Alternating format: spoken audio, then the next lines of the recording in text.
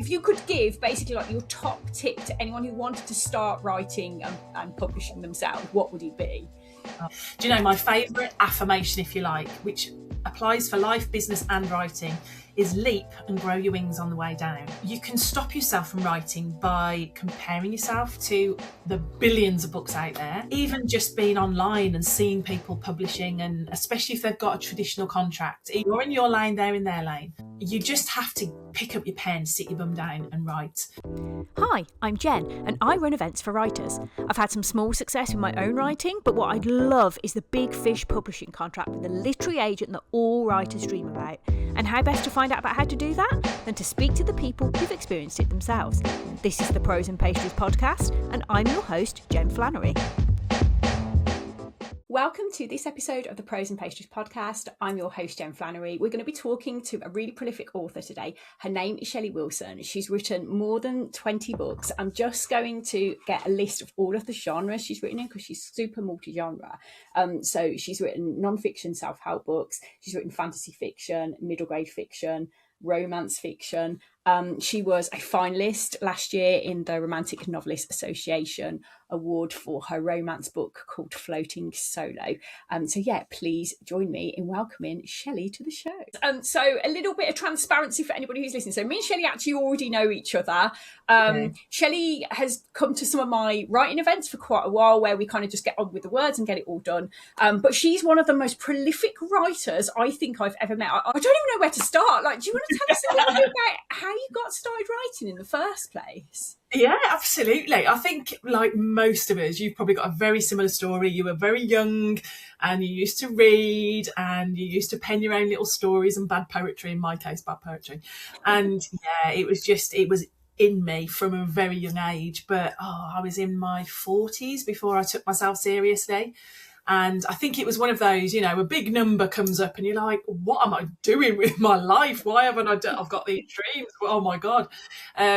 So, yeah, and I started by writing self-help books, which is so random because I'm so far removed from that now, kind of sort of 15, 14 years later. But it was attached to my holistic spa that I ran at the time. So I had loads of lovely ladies that were coming to see me. And I was giving them all this advice, as you do, you know, and sending them on their way and like, you know, I believe in you. And then sitting back and going, I'm telling them to go off and do it. They're going off and do it. And I'm still sitting here with this dream of writing and I'm doing naff all. And so I kind of thought, I've got to sort myself out. And I set myself 52 New Year's resolutions one year. And, you know, that whole process. Never really thought about the, you know, 52 New Year's resolutions part at the time. It was like, quite excessive, Shelley. Yeah, you know, those moments at 3 o'clock in the morning. That seems like a good idea. But yeah, then literally New Year's Eve, I was like, oh, how do you blog? What do you do? I don't know. I had to Google how do I start a blog, and that's literally how I started. And every week I would share the good, the bad, the ugly of all these challenges that I was doing, and I was building a following. And at the end of the year, it was a journalist friend who said, you know, you've written a book, don't you? And I was like, no, I haven't. That's the goal. That's what I want to do. And he said, you work in mind, body, spirit. I had over 200,000 views on my blog. Wow. It was FeedSpot, put it as a top 10 personal development blog. You know, it kind of got this little following and community.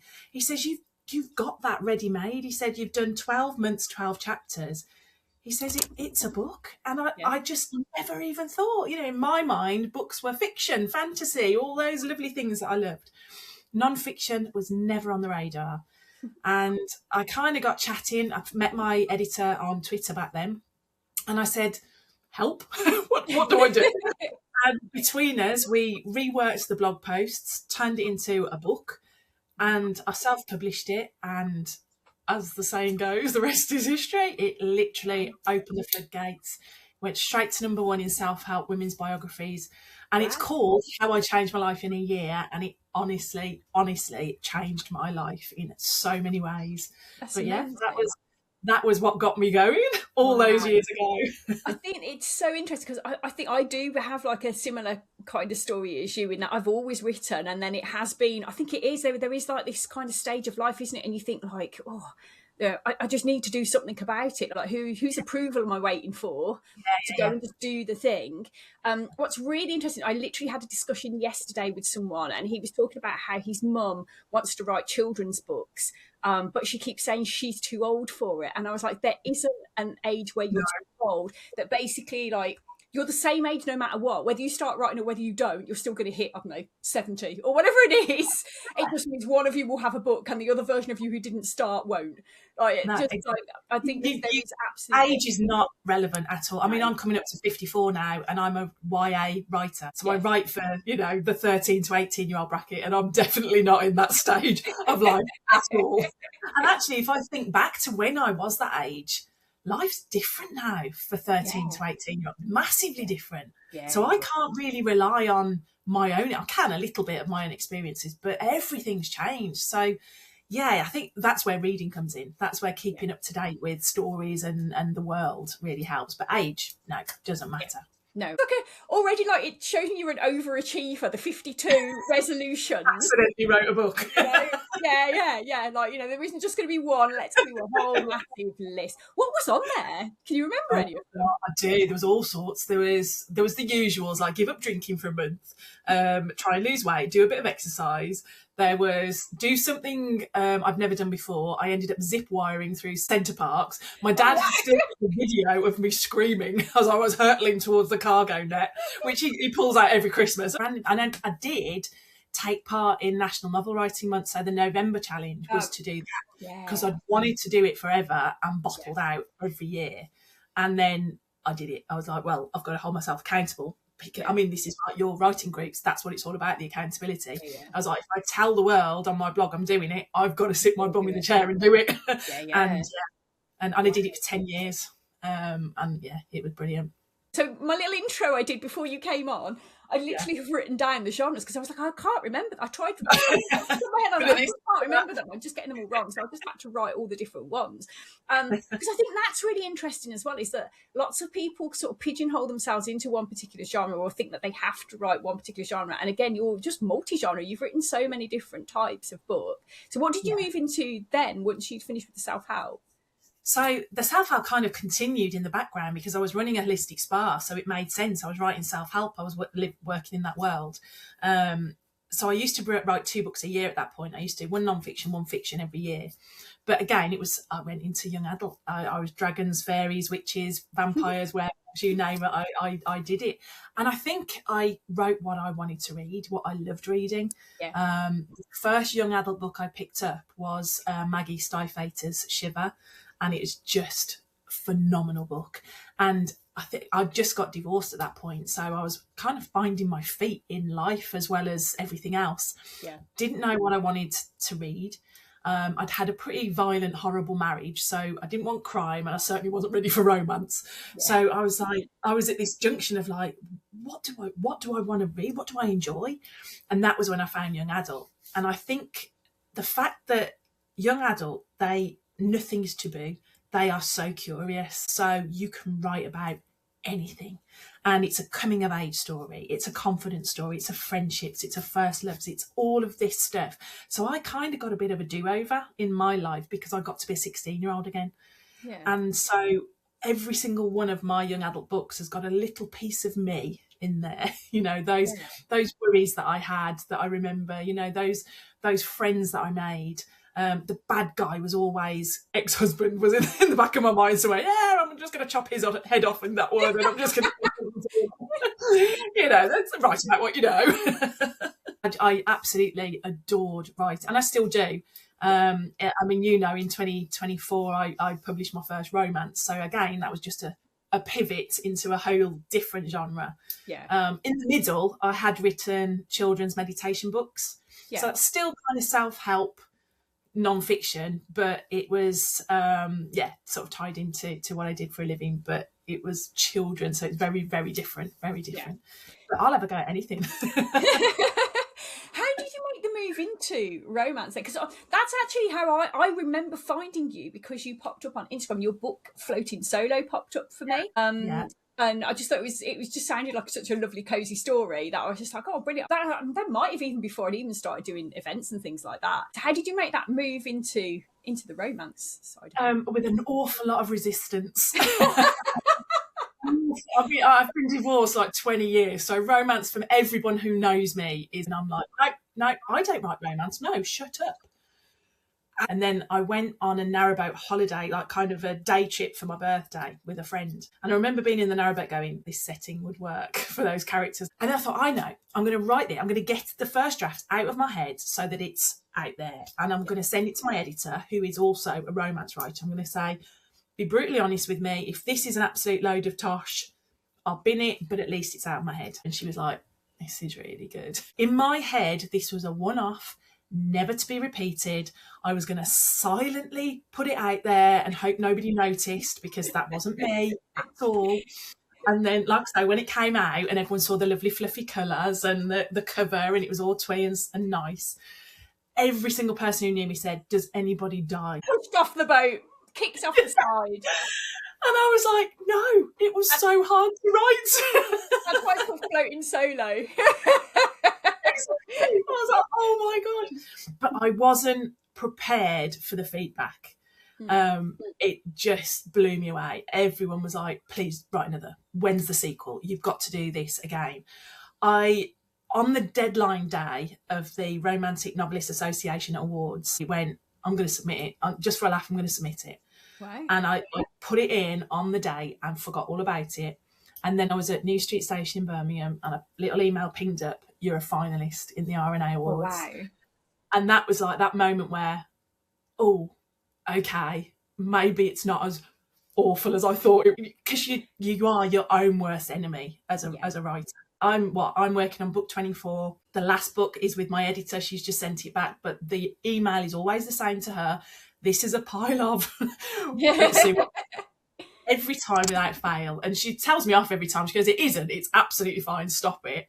And my daughter's great. She's like, Mum, I love what you... But yeah, you the inner critic comes out, doesn't it? Yeah, absolutely. But that one kind of opened the doors. And yeah, so the next one came out in April. I've got this one, hopefully will come out in October, and then I'll start working on another one. So that's 4 romances, Wow. Jen. 4. I need to go back and chop a head off somewhere. Am I right in thinking that one of them is also set in a camper van and you own a camper van? That's right, isn't it? Yeah. You go travelling in your camper van. Is that right? I do. Yeah, I've got a VW camper called Snoopy. So I throw my laptop in because I'm still single. My kids are all grown up now, so I'll go off on my own solo travelling. I do research trips. I do writing writing retreats. My camper van's quite really small because it is a VW. So this idea for Summer Detour, I kind of needed a bigger van. So I went to the caravan and motorhome show with my daughter, and we've climbed all over them, and we found a bigger motorhome that works. So yeah, they're in a motorhome. They're going around Yorkshire, and I was born in Leeds, so it's like kind of going back home for me. Close proximity, all of that, but there's a tiny smidge of spice in all of my romances as well. So I nearly made my mum choke on a cup of tea when she got to chapter 15, which was, I'm using that forever. I read a book the other week, and it said in the dedication, I've never felt more seen by a dedication in a book, where it said, thank you to my mum and dad for always surrounding me with books, but please don't read this one. That's exactly how it kind of feels sometimes, don't you, in terms of writing those things. And yet it's a genre that's so popular at the moment. Oh my goodness. That's all I read. Yeah, I love the young adult. I started to get into the spicy romance, and yeah, absolutely, I love it. Yeah. So yeah, it's I think there's a bit of me that wonders if it's kind of like this, almost this sort of rebellion in a way, like you kind of have all sorts of government ideas, like in the US in particular, but like you can kind of see it bleeding into things over here as well now, with this idea of kind of restricting women's rights. And there's a bit of me that thinks like everyone who's kind of reading Spice is basically a big FU to anyone else who's trying to kind of restrict them or control them or stop them from just being the wonderful women that we are. Yeah, those of us that are hitting the perimenopause and the menopause were like, do you know what? I just want to feel feminine. Feral, great word. And I just want to, just let rip and let my imagination run away with me. And that's kind of how we get to be as writers, don't we? Yeah. So do you have a particular writing routine that you follow? How regular are you? I always love talking to authors because everybody has something that's completely different. Yeah. do you know, it's funny because all those rules, the etiquette that everyone tells you about, no, I don't believe in any of those. You make your own patterns, I think. I can't write every day. I'd love to. If I was on holiday, yeah, maybe I might, but I can't. I'm too busy. So the weekends tend to be my writing time. Like I say, my kids are grown up, so I'm more often than not on my own. And I love nothing better than on a Saturday getting my laptop open and just writing. I did it this Monday, actually. I had an admin day on Monday and it was a bit quieter, so I took myself off and sat in a coffee shop in town and just wrote a few chapters that I love.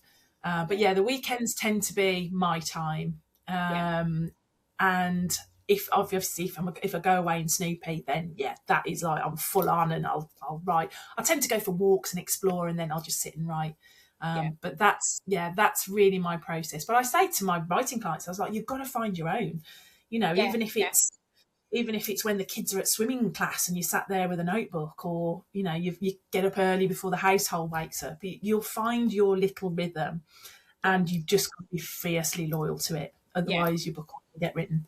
Yeah. Again, I think it's that same sort of thing we were talking about earlier, that idea about time that I've said before, that writers don't have more time than anyone else. They just decide to use it for writing or carve out that time, and that's protected.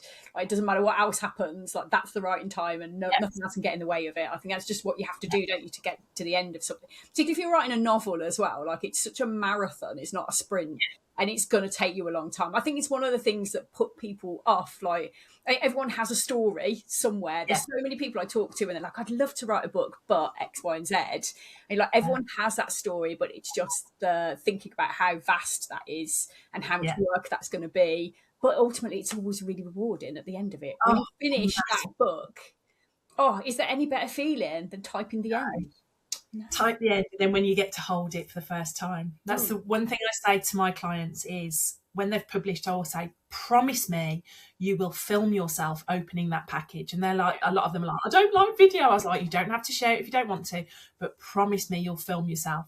And they do, and every single one of them messaged me going, I'm so glad I filmed it, because you can't recreate that absolute awe and wonder and joy of seeing your name in print for the first time. It is just, and it still happens now, you know, I still get all giddy, I smell the book every time. But yeah, you know, it never gets old. It's wonderful. Fab. And I'm having quite a lot of discussion with people about the moment about different routes to get published in the first place. So obviously you started out as a self-published writer. Is that still true for you? Have you had, I believe you did have a publisher at one point, like how have you kind of gone about that? Yeah, I'd never even thought about it when that first book, it was just, I'm just going to self-publish. It's a thing now, so I'm going to have a go. I just didn't even consider attempting to get a publisher then. I loved the process. I think I'm a bit of a control freak, to be honest. But I loved putting it out there. I loved doing it myself. That book actually did attract the attention of Penguin Random House, which was the biggest confidence boost in the world. Nothing happened with it, but oh my God, it was amazing. But then I signed with my publisher who were over in America, and I signed with them on a 10-book deal. So they wanted 5 fiction, 5 non-fiction from me. And I loved it. I mean, the good thing with their contract was they didn't tie me into just them. So if another publisher had come, I could have written, I can still self-publish. So yeah, I worked with them for 9 years. And then Floating Solo, I self-published that because it's really British and my publisher were Americans. And it was a really good thing to do because my publisher shut down last June. Wow. And they've taken all my books down from all sales platforms. So that is kind of the only thing I've got to sell at the moment, you know, as more romances come out. So what happens with that? Do you have to wait for the rights? Because my writing thing, again, just mostly for people who are listening or watching. So generally what happens is that they own the rights to that book, don't they? And then you have to wait for it to revert back to you. Is that correct? Yeah. So the email came through, I think it was the 2nd of June. I was literally on holiday. So I sat on a bench in Boston Harbour and it came through, tiny little email. We have made the decision to close. Your books will be down, released from all sales platforms by the end of June. I spiraled, as you do. But yeah, they literally, as soon as it had happened, they send my reversion of rights letter back, so I own all the manuscripts again. What I got back from them was the Word document. So they need to be reformatted. They need new covers. They need new ISBN numbers.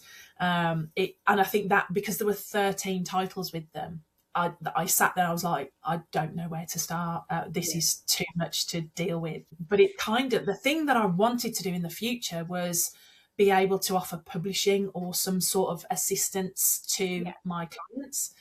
And this has had to kind of rush forward. So I've started my own publishing company for my books. And next year's project, I'm writing this one at the moment, but next year's project is bringing out my back catalogue under my own imprint. Awesome. So there's a lot of so cool. Yeah, a lot of learning, a lot of sleepless nights and panic. What on earth am I doing? But I'm self-publishing again, and I think I love the control. I was quite lucky because my publisher, they did a really good split with the royalties. So sometimes traditional publishers, you might get 12-13% royalties, which is, you just can't live off it. And if you've got an agent, they obviously they have their slice as well. Yeah. Self-publishing, you can go down the direct sales route if you want and keep it all. You can do your KPP, you can do your Ingram, you can do there are so many different ways. And I think I quite like being a control freak, so I'm going to stick with that for a bit longer. I honestly don't know how you do it, because if you're self-publishing, then you're the writer, you're the editor, you're the publisher. You can get someone to design your cover for you, but you might end up, being the cover designer, and then you've got to market the bloody thing when it comes out afterwards, because everyone buys it to begin with. Yeah, everyone buys it to begin with, and then it goes very quiet. And I imagine, the traditional route is probably very similar as well. But just that, but at least you kind of have help. If you go a traditional publishing route, you have people, a publicist, and you have someone who designs your cover, and you have someone. The publicist side is not as much as you think. So yes, really? The editing is taken off you. Yes, the cover design is taken off you. And you don't have to the outlay, but the publishing, the marketing side lands on the author pretty much 99% of the time anyway. Wow. So you have to have a platform. You have to be on it. You have to be out there. Yes, my publisher, they sent me launch day graphics. That was it. That was as much as I got. Whoa.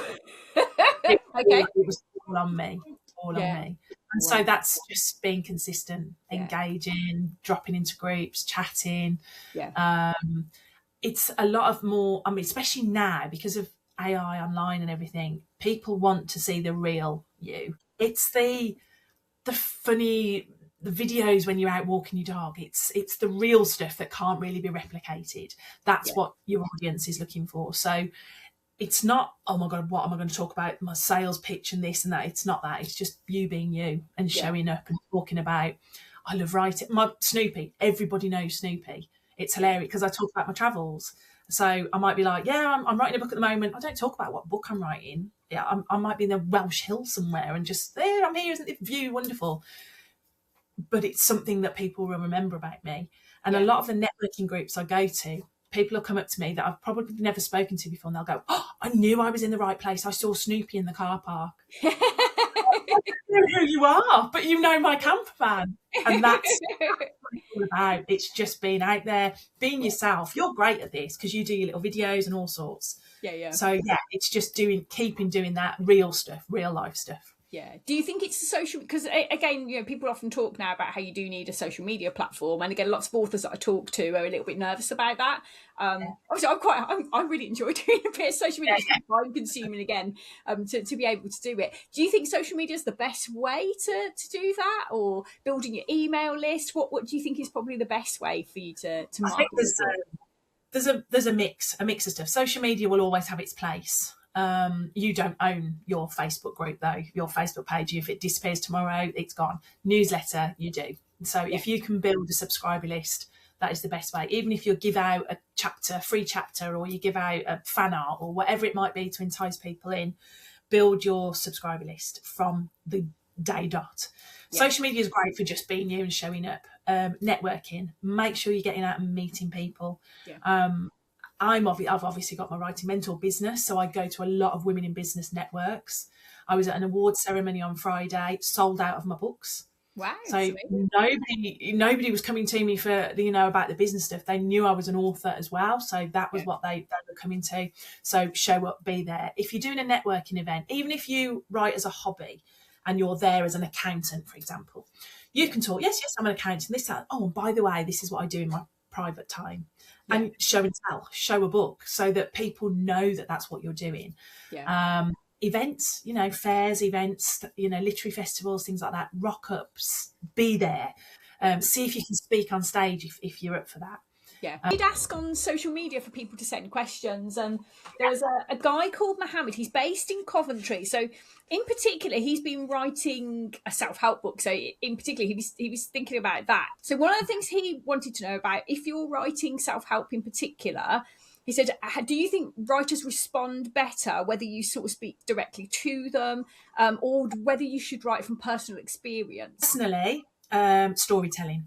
So your experiences, case studies, if they're appropriate to be shared, it's always going to win over. I had a fabulous conversation the other day with a judge for the Business Book Awards. Mm-hmm. She was talking about the self-help category, and there were two books. One was very text-based. This is what you do. Great, fabulous book, but it was all very, this is the issue, this is how you fix it, here's what you'll get at the end. Brilliant. The other one was memoir style. So it was a self-help book. We're going to still, this is your issue, here's your solution, how do you fix it? But I'm going to tell you how I did it and my way. Which one do you think won? Well, storytelling. It's that thing, isn't it, of connection between the writer. I think it's the same for fiction or non-fiction, whatever you write. Your readers almost want to be seen as well, in a way, or they want some sort of connection, don't they, with you? Why do we read non-fiction? It's because we want to learn something. We want to know something. We need help with something. We want to see that transformation. If you've been through that transformation yourself, even better, because I've been there, done that, bought the t-shirt. My first self-help book, the one that I was telling you about, was also under the category for memoir, because it was me doing it. It wasn't how to change your life, it was how I changed my life. This is what I did. You have a go and see if you can do something similar. If you could give basically like your top tip to anyone who wanted to start writing and publishing themselves, what would it be? Do you know, my favourite affirmation, if you like, which applies for life, business and writing, is leap and grow your wings on the way down. You can stop yourself from writing by comparing yourself to the billions of books out there, even just being online and seeing people publishing, and especially if they've got a traditional contract. You're in your lane, they're in their lane. You just have to pick up your pen, sit your bum down and write. And I think there's lots of different ways. So for me, I always start with a summary. So the idea is in here, floating around in all sorts of a jumble. I will sit down, I will freehand just write what I think this book is about, be it fiction or non-fiction. And that's just me vomiting words onto the page. Nobody sees that summary. That's just for me. That's, he does this, she does that. This is what happens. They come in. It might be, if it's non-fiction, it might be, this was the problem. This is how I fixed it. This is what I want you to do. So, and I just write the entire thing out, and I kind of sit with that for a while. And if it's fiction, then I'll start building characters. And it's like a jigsaw. You just start putting your pieces together. I'm a planner. I used to be a pantser, but I'm now. You see, I'm not surprised when you say you're a planner. Mrs. 52. Mrs. 52 resolutions. I mean, I was expecting you to say that, but that's really interesting that you weren't to begin with. No, I wasn't. I had so many half-written manuscripts in my desk because I'd be like, oh, that's a good idea. I'll just start writing it. And I'd write 3-4 chapters and then burn out because I had absolutely no idea what was happening. But the first time I ever did National Novel Writing Month, I jumped into the forums. I had a look. I was really on it. Oh, I'm doing this now. I've got to want to succeed. And I kind of saw what people that had done it for a while were doing. They were like, October is my Preptober. So I'm getting ready and I'm thinking it and I was like, oh, that's a good idea. And so I did that. In October, I worked out my characters and I kind of figured out what I wanted them to do and what was going to happen. Sometimes I might have know the end. Sometimes I didn't. And I surprised myself. But that changed everything for me, having a plan. And now it's a very loose plan. Back then it was like to the tiniest detail. Now it's a bullet point list. Now this is kind of right, I want them to do that, this and that. They're going to meet there and they're doing that. That's about it. That I can work with now. But that's taken me 12 years to get there. It's the biggest thing you can do is just sit and write. And but the summary I think really helps to just get it out of your head and start the process. So so obviously you're writing romance now. So does this mean you're now a romance author? Oh my God. You're going to But this is really good. So I don't know whether you saw, I did an interview with Liam Brown, who, funnily enough, won the award the year before you for his book Evergreens, which I think is really interesting. But he was saying that he found it really interesting that, as a man in particular, he said he found that there was quite a lot of snobbery about being a romance writer. He said, and when he went to the Romantic Novelists Association Awards night, he said it was so refreshing. He said, because he felt like he was really welcomed, even though he said he was like one of like two men in the room. He said, but also he just said, like, he said it was so welcoming. He said, like, he's used to going to lots of other events. He said that feel a little bit more sort of stuffy, I suppose would be the word. He said, and it wasn't like that there. And he was saying, he said, he thinks part of the thing is that one of the reasons why more men don't write is because, to call it, didn't they, women's fiction and that. I mean, like, how do you feel about it? So, like I say, you know, are you going to kind of lean into that now, or will you still be open to writing other genres?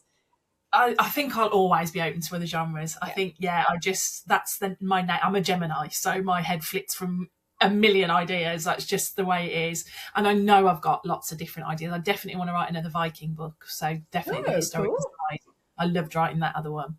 But I think for me, it was strange because a lot of my friends are romance writers and I felt a little bit on the outside, and they were in a gang, you know, they had this special little gang. And I was like, well, I can't be there because I'm not a proper romance author like they are. You know, it felt very much like that. That was just completely wiped out when I stepped into that room. Everyone was just amazing. Everyone is supportive.